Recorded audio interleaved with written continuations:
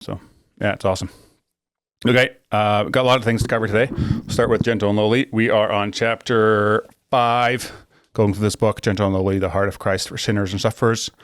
This chapter is titled, He Can Deal Gently, coming from Hebrews 5 verse 2, which says, He can deal gently with the ignorant and the wayward. Would you like the chapter? That would be me. Yeah, which one, ignorant or wayward? Both. Okay.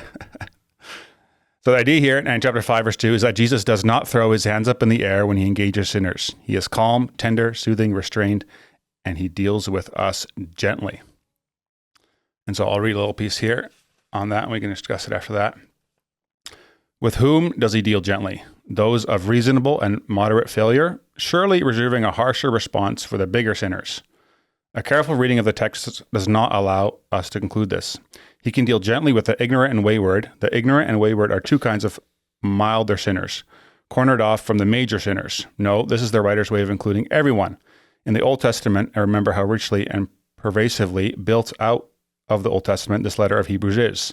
We find that there were basically two kinds of sins, unwillful and willful, or accidental and deliberate.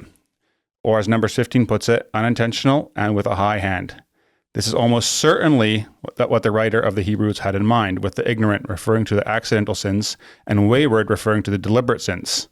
In other words, when Hebrews 5 verse 2 says that Jesus can deal gently with the ignorant and the wayward, the point is that Jesus deals gently and only gently with all sinners who come to him, irrespective of their particular offense and just how heinous it is.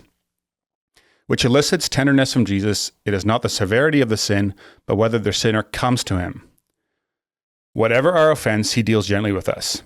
But then it says this part, which I think is really big. If we never come to him, we will experience a judgment so fierce, it will be like a double-edged sword coming out of his mouth at us.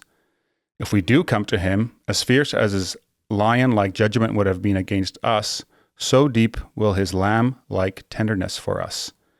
We will be enveloped in one or the other. To no one will Jesus be neutral. He doesn't handle us roughly. He doesn't scowl and scold. He doesn't lash out, and the way many of our parents did. And all this restraint on his part is not because of his deluded view of our sinfulness. He knows our sinfulness far more deeply than we do.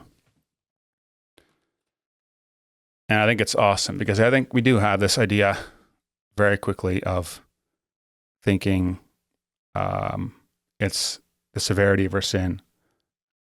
Or there's scales of sin, but it's actually not that. It's, are we coming to him or not? If we're not coming to him, yes, we will experience his judgment. If we do go to him, we will experience his tender, loving care. And he will accept us. So why is it that we think otherwise?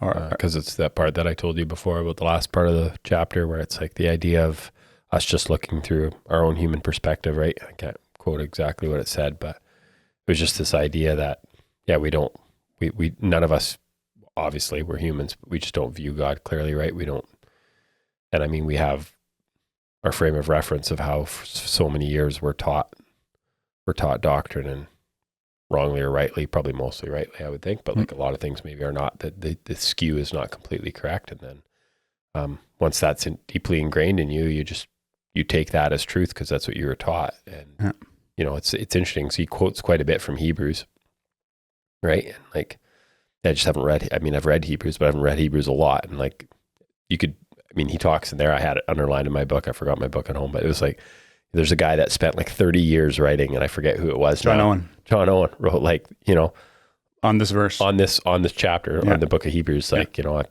probably be an interesting read, but just meditated on it. Right. And, so I just found it's actually interesting on the meditating thing. I think in our culture, we're always busy. We're always having information thrown at us.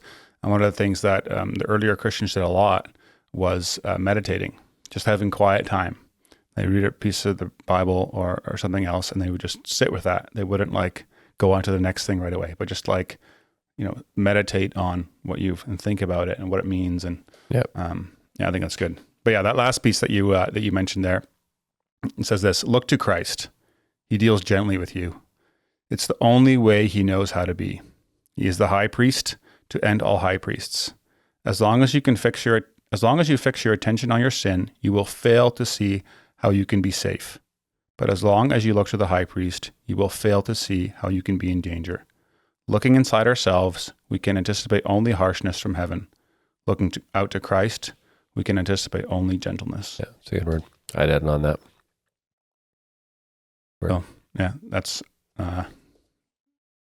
Hey guys, if you enjoyed that episode and were blessed by it, would you be willing to support the show? That would help a lot in creating more content, improving the quality of the content, putting the production value, getting more guests on, and me being able to spend more time and energy towards it. So if you're interested in doing that, you can click up here and it'll take you to a support page. But you can also subscribe to the podcast by clicking over here and doing that. Thanks again for listening, and I'll catch you on the next one.